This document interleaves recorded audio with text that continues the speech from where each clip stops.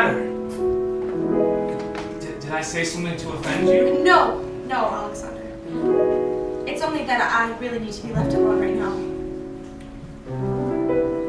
I'm sorry. You don't approve of my joining the Russian army?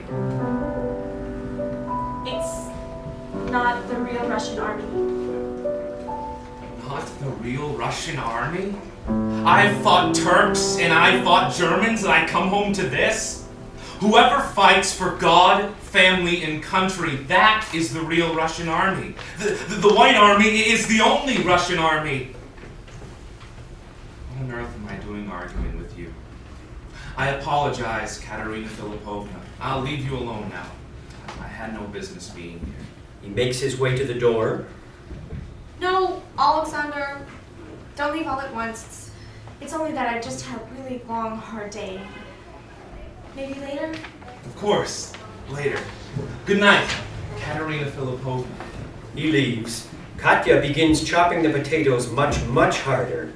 Oh, why in heaven's name did I do that? Why couldn't I have just let him go? But no, I have to be so pleasant and agreeable and nice. And a good thing, too. You nearly let that fine catch get away from you. Oh, for shame, Katya. Oh, my poor old back. Auntie, you were listening in on us. Well, I had to make sure you didn't do anything foolish. You probably offended him. He's a white guardsman, Auntie. He could use some offense every now and then. And now what's that supposed to mean? Well, who made you judge and jury of the world? An army is an army, and we've had practically every army on earth here at this point, one point or another, and drinking in this tavern even. This is different, Auntie. The White Army has been holding us back from real and good change. They fight against progress and justice. Wouldn't it be my luck the Crimea will be the last place to know any progress? What I wouldn't give for them all to just go away. So your lover can return to you, I know. I was young once too, Katya. But I grew up. And I recognize the reality of things. You'll have to grow up too. Oh, Katya, the beef. Where is it? Where did you put it? The beef? Well, yes, the beef. The beef I'm certain you acquired from the cellar all of a few hours ago. Where did you put it? Auntie, I gave our ration away. You did what? She had her stolen, and they wouldn't give it to her, and I only thought that— Devil's child! She reaches out to strike her, but restrains herself. I ought to beat you senseless. And how are we to live? Are we to live on vodka and wine? You'll starve your own family, and for what? Do you think food will come to the Crimea by the boatload? Oh, Katya. Oh, your poor mother, God rest her soul. What she would have done. You've made me a villain for wanting food from my family, you wretched, hateful girl! I only wanted to do good. Oh, Katya. Our country has enough sins. You want to do good? Do good for those who care for you and feed you. Now get up off the floor. Wash your face and come and help me with the customers. If you want to do good, do as you're told for once. Oh, and Andrei won't lay a hand on you for it, and we'll go without meat again next week. Mark my words. Yes, ma'am. I'm sorry. I didn't mean to— I'm sorry. Oh, Katya.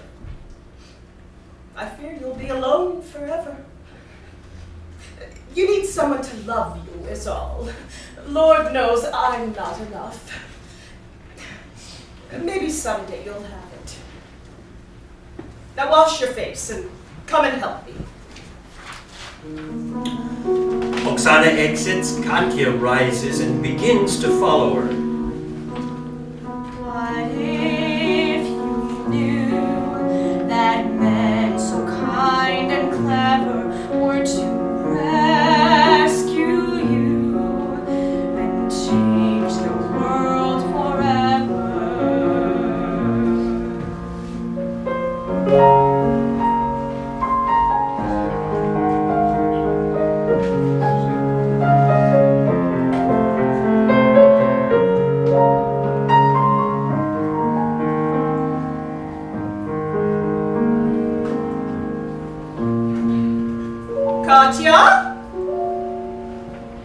coming.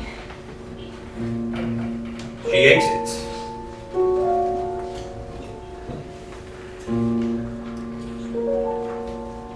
An office, formerly occupied by a nobleman in Kharkov. Morning, several weeks later. Roman is seated behind a desk, his face scarred and pale, grimly writing in a ledger. A knock sounds and a woman hesitantly peeks through the door. Roman? Come in. A woman enters dressed in soldier's garb, her hair cut short. She sits across the desk from him. What is it, Natalia? Comrade. You look so thin. Much thinner than I remember you. I don't know how you ever managed to survive in that horrible prison camp. The German or the Polish one? I didn't know who else to come to. Roman, I don't feel like I can trust anyone. You can't. I can trust you, can't I?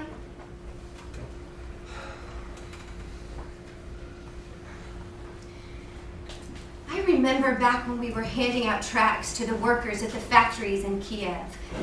You seemed different than the other men. You weren't a thief or a scoundrel. You truly believed in what we were doing. I still do. Roman, I saw you. You argued for a man's life. Did I? The factory foreman. You said his skills were too important to lose, even if he was a bourgeois enemy of the people. They were too important to lose. You say that. That's right, I do say that. What is it you want? I want... I don't know what I want. I want to be sure again, like you were. Like you are. Roman, I've been having dreams. Have you now? Nightmares. You would think that after 6 years of war I'd be numb, but I still see their faces. Children's faces, staring up at me wide-eyed from ditches. I'm not strong enough, Roman. I want the better world, the one you talked about. I just can't see how it comes from this. On the other side of the stage, the lights come up on a sitting room over Svetlakov's tavern as Katya enters holding a tattered book and a tea set which she sets on a table. Her aunt's voice rings out from offstage. Katya? Yes, Auntie? What are you reading up there? The Lives of the Saints. Which saint? St. Catherine. All right, Katya. Carry on. Mischievously, Katya opens the back of the book and pours out an impressive pile of letters and telegrams, which she proceeds to devour longingly. Dearest Katya. So I suppose that's it then, isn't it? Are you going to report me to your Cheka authorities, wherever they are? Tell them you have a weak-willed soldier? Stand me up against a wall like a speculator?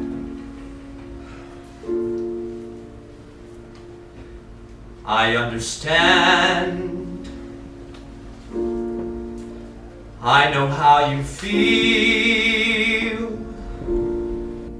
There's a tearing inside and a pain you can't hide, and the world seems surreal.